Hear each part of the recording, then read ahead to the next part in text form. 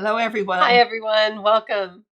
We're glad you could join us. Yes. It's after the 4th of July, and we hope you had a wonderful weekend with your family Yes. and probably some firecrackers too. Yes, it was a supermoon also this week, which we really loved. Last night, with the haze of the smoke of the fireworks from our neighbors, it was really just this, and it was probably from all of the smoke of the fireworks that the moon was just orange coming Yes. up. It was gorgeous. It was beautiful. Yeah. And the next one won't be until September. Yes. But I'm kind of glad it's all over with. I'm not fond of fireworks just due to the fact that it goes on into the wee hours of the night, it seems like, when some of us should be sleeping. Well, and I think especially living out in the country too, I mean, even if for domestic animals, it can be quite stressful. And then, of course, I think about the wildlife and how distressing it must be for them. And so we don't do fireworks, and I don't like to hear them, but I know some people like it. Yes, and I like the peace and quiet of the countryside, of course. And so, yes, we do hope you had a wonderful 4th, no matter what you did. Absolutely. And we did have a rainstorm. Yes. About 15 minutes after the fireworks ended, I thought, oh, this is just good perfect timing, for the rains to come down from the heavens. For sure. I love listening to the rain at night. I love going to sleep with the rain on the side of the house, listening to it pitter patter down, although it came down pretty heavily for a while. And so for July 4th, I picked a pretty bouquet to put on my table.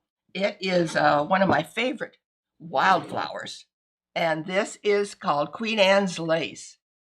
And it is so delicate and so beautiful. It grows wild around here and just here, there, and everywhere, it seems like.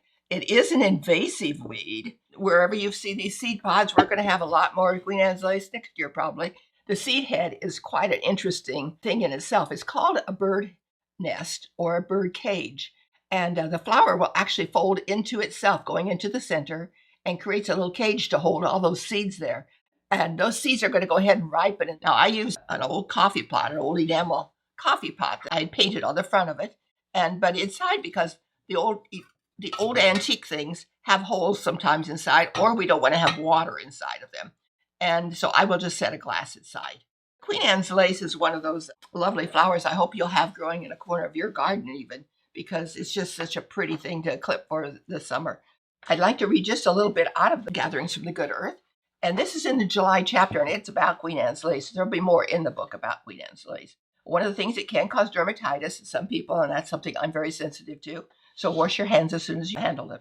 There are a couple cautions with the plant. First, be sure to correctly identify it as Queen Anne's lace. For sure. Because there are lookalikes out there. And in the natural world, we do have lookalikes for many of our plants. Well, and the carrot family has some of the most deadly plants there are, and that's what it is. And actually, it's wild carrot. So it is a wild carrot, but it is similar to what hemlock is, and that is just deadly poisonous. So we have to be very, very careful when we look at it. So learn how to correctly identify Queen Anne's lace.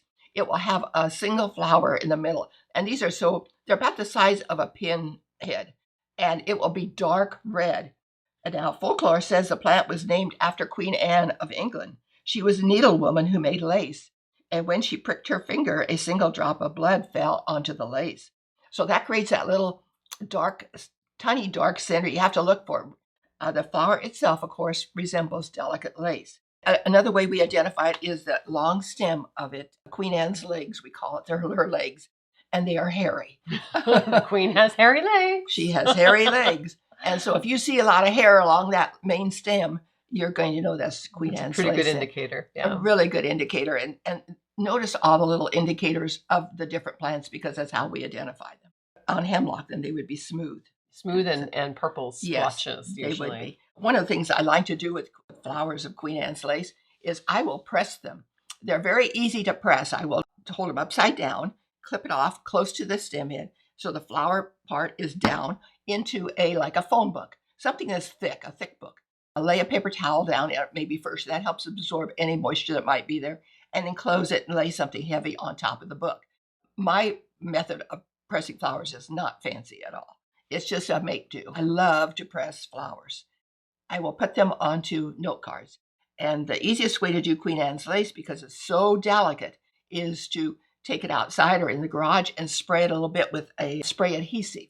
You'll spray the backside and put it down onto a piece of maybe black note card paper, lay a paper towel on top and kind of take a rolling pin and roll on top of it very delicately, very lightly, because it is a very fragile flower. And then on the backside, I like to put a little information about the flower, because that's how we can inform others about something we really like too. And their Queen Anne's lace jelly is something that my kids absolutely loved growing up. And that recipe's in Mom's book also. It is. It's a simple, easy thing to do. Just collect the heads and we make an infusion and we make our jelly. So yeah, and if you don't have the book, and it's time to read the July chapter if you haven't already, and the book is available at the shop, and we do ship as well. And it's a wonderful book that just goes all year long, every year, because you read it month by month, which is wonderful. Yes, it is. And so for July 4th, you made a delicious tomato. Yeah, I love making. That's one of our favorite dishes is this tomato. We do, is there anything better than fresh basil and fresh garden grown tomatoes? I really just have a hard time thinking of anything better than that, especially during the summertime. And, we have been really enjoying summer produce. And if you don't grow your own summer produce, of course, you likely have a wonderful farmer's market near you. So go and support, especially the organic growers there at your farmer's market. Yes. We really always try to support them whenever we don't have what we need here at our house. And so, some heirloom garden fresh tomatoes and some garden fresh basil. And then we love to do the Community Mercantile has these little fresh mozzarella balls. And then a little bit of balsamic vinegar and olive oil and salt. And that is all. And it is delicious. So good. And so pretty if you put the black tomatoes, the heirloom black tomatoes, the regular red tomatoes, and some yellow or orange tomatoes in with it. And chop. We love all the colors. Oh, the colors are beautiful, all mixed together. The more colors you have in your meal, the more phytonutrients you have, the better it is for you, the prettier it is to look at, and sometimes even the more delicious it is. So, and probably many of you are growing basil. Yes, basil is a wonderful herb. A wonderful summer herb to have in your garden or in a pot right out front. It is. It's, the name basil actually comes from a Greek word which means royalty, and common culinary basil is called Ocimum basilicum, and there's at least 60 varieties of that, and you're probably familiar with some of them. Lettuce leaf basil and cinnamon basil and Thai basil and purple basil and all of those basils. And we often talk about holy basil, but actually they're in the same genus, but holy basil isn't actually even a basil because it's not Ocimum basilicum, and basilicum is what makes something a basil. So that's kind of an interesting little tidbit. But basil's been associated with many things throughout years and cultures, and the ancient Egyptians actually burned it to appease the gods. And then throughout different cultures, it's been associated with everything from love to insanity, which is kind of crazy.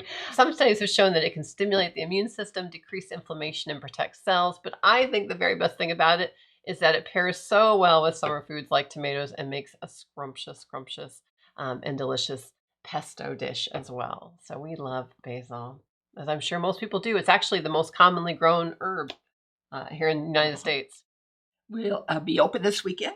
Yes. And we have a couple of new books in, or we have one new book in for sure. Yes. One is one we've been carrying for quite some time. Yes, you probably have heard, if you've heard us talk at all, you've probably heard us mention Robin Wall Kimmerer, and we love this book of hers, which it's really taken the world by storm. And I don't remember what year it was published, but it was published just by University Press because she's a university professor who is also Native American. And she brings those two worldviews together in a very perspective-changing way. So this is a book that we've always recommended ever since we first read it. And I know the University of Kansas last year made it their common book. They recommended it to the whole community to read, which was wonderful. And Robin Wall Kimmerer did, and maybe it was a year before because it was during the pandemic, and she did a virtual talk, which was wonderful. And now we are so excited because there is a young adult version of the book out. And we are carrying both of these at the shop because we believe people ought to read. And this one I've been reading and I absolutely love it because I was a reading teacher, English teacher. I love young adult books anyway. And I just love how they're really making the concepts very understandable. And there's lots of wonderful illustrations in the book. It's a very pretty book. And it's a book that really helps people of all ages. It's not just for young adults. I don't think. I'm really enjoying reading it. And I'll go ahead and read you a little bit out of this. This was part of the portion in the original book that really struck home to me. I've always been interested, I think, in languages and how languages inform your worldview. And she really talks about that in here. She says, this is called the grammar of animacy. The English language is noun-based, which feels somehow appropriate for a culture obsessed with things. In English, we would never refer to our friends or our family as it. Imagine seeing your best friend studying for an exam. I think in the original book she used your grandma cooking in the kitchen, but anybody as, look, it's doing this, right? That would be rude, but that is how we speak of other beings such as plants, animals, and the earth herself. I think that's no mistake. English is a language of capitalism. It's a language of objects, and subtly, or maybe not so subtly, it gives us permission to think about the world as our own property that we can do whatever we want to with. It puts the earth outside of our circle of compassion and care because it's just stuff. In Potawatomi, which is her tribe, and many other indigenous language, it is not possible to speak of other living beings as it. Sure, we still have words for object, but objects made by humans are inanimate. Indigenous languages have their own grammar of respect, which I refer to as the grammar of animacy. And she goes on to talk about it, and it's really a powerful concept, and I would really recommend reading, if you haven't already read Braiding Sweetgrass, grab a copy of Braiding Sweetgrass or the young adult version, which is also equally wonderful, and have a read and be prepared to have your worldview a little bit changed for the better, I think.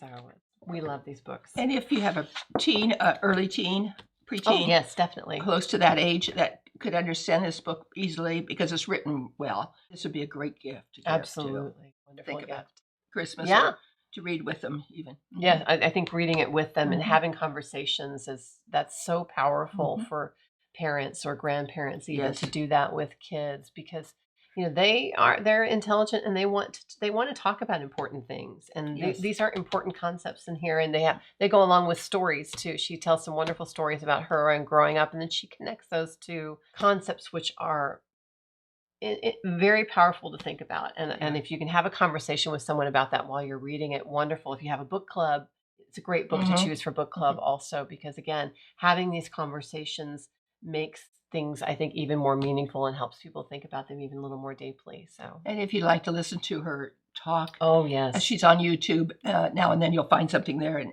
it's wonderful to listen to her talk. She's just spellbinding. Yes, she really is. I know there's a couple of Bioneers, Bioneers talks that she did that were just absolutely wonderful. But I know there's lots of other interviews with her too as well. She's online. She's wonderful to listen to. She wonderful is. to read about too. It's always life is a learning and growing experience, and I think that we can never learn enough or stop learning and growing. I think it's very important to keep and that in up. A book like that, that's how our children and our grandchildren learn also, and they see the book laying around maybe on our coffee table and ask about it or talk about it, and it's a great opportunity. You bet. And thinking about things in a different way helps us behave in a different way and act in a different way. And yes, it does. That's so important as I have so many important changes in the earth going on right now. So this summer I've been going through a few of my things that I bring into the shop because I have a lot of things hanging on my own walls and around in my baskets. So a few people have asked for them. So this is one of them I enjoy doing, and this is called geraniums.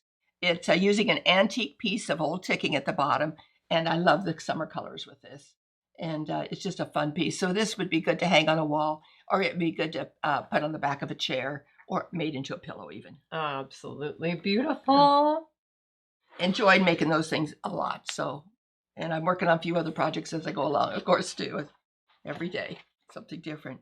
Yeah, we're going to close with a quote from Edna Jacques, and it says, go out, I beg of you, and taste the beauty of the wild.